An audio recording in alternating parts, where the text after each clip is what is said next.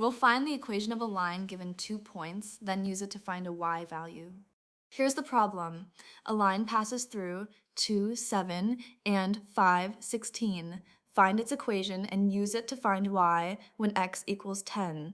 First, we find the slope using the formula m equals y, 2 minus y, 1 over x2 minus x1.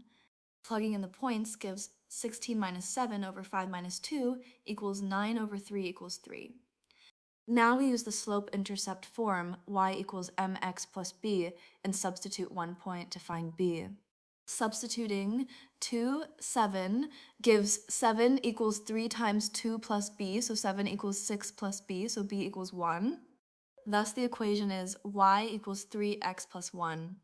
Finally, we substitute x equals 10 to find y.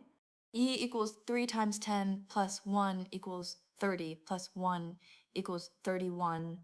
To find the equation from 2 points, first calculate the slope, then use 1 point to solve for the y-intercept.